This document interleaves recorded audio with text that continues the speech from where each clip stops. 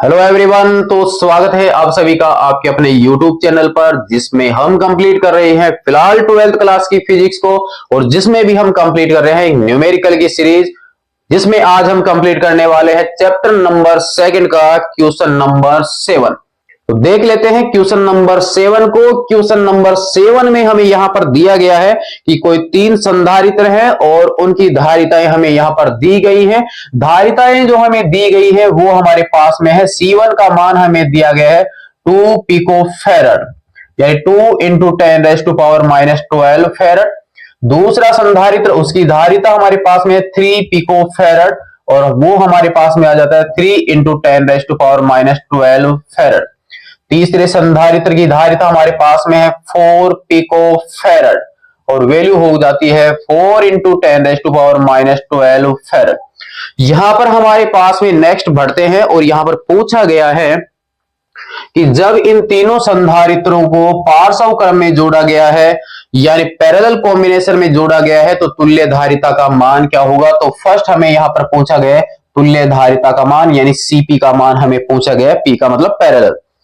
Second question में हमें यहां पर पूछा गया है कि इन तीनों संधारित्रों को पैरेलल कॉम्बिनेशन में एक पावर सप्लाई के साथ जोड़ा गया है, और उसका जो विभवांतर है, जो वोल्टेज है, वो हमारे पास में 100 वोल्ट है। तो प्रत्येक संधारित्र में आवेश की मात्रा कितनी है वो हमें यहां पर ज्ञात करनी है, यानी हमें Q1, Q2 और Q3 इन तीनों की वैल्यू ज्ञात करनी है।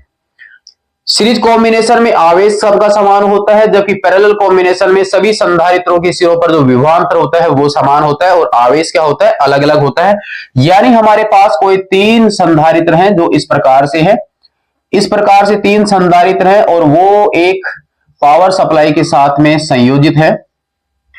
डायग्राम के आपको याद आ चुका होगा। यहां पर एक पावर सप्लाई के साथ इसको जोड़ा गया है, और इसकी जो वोल्टेज है वो हमारे पास में 100 वोल्ट। इसकी धारिता C1, C2 और C3 है। इसमें से जाने वाला आवेश Q1 मान लिया, यहां पर Q2 मान लिया, और यहां पर Q3 है।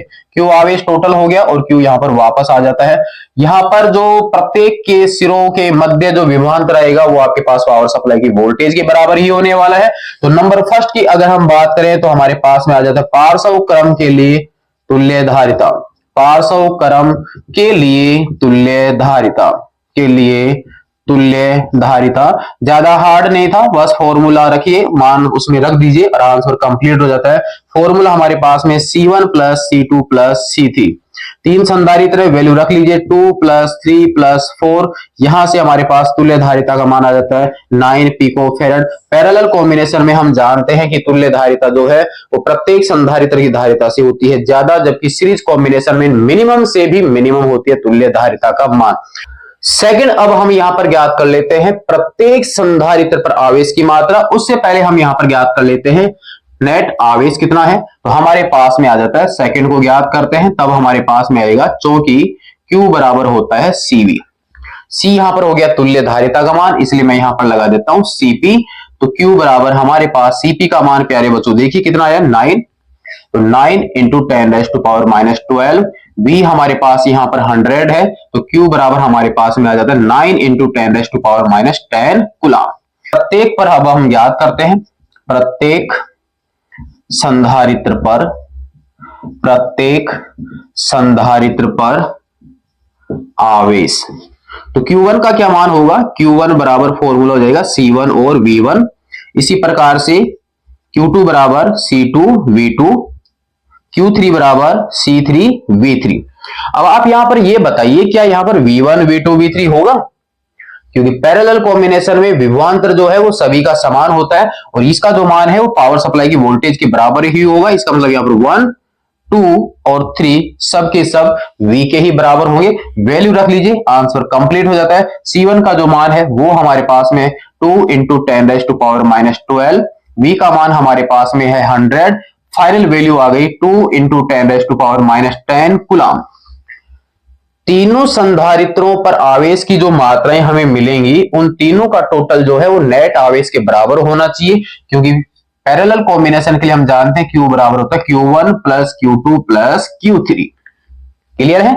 1 अपने पास में आ चुका है ये वाला।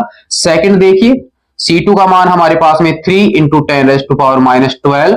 v का मान आपके पास में वही 100 है, वैल्यू आ गई 3 इंटू 10⁻⁻10 कूलम। कोई समस्या हो तो बताइए। सेकंड का आंसर भी कंप्लीट।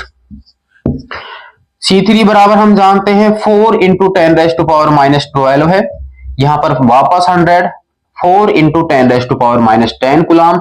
देख लीजिए इसका इसका इसका तीनों का टोटल 9 के बराबर होना चाहिए। 2 3 5 5 4 9 इंटू 10⁻10। आंसर अपना बिल्कुल सही है।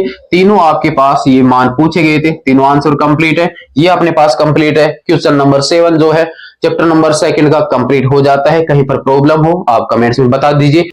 क्वेश्चन नंबर 7 जो है वो आपका कंप्लीट हो जाता है। बहुत ही आसान था, ज्यादा हार्ड नहीं था, पैरेलल कॉम्बिनेशन पर आधारित था।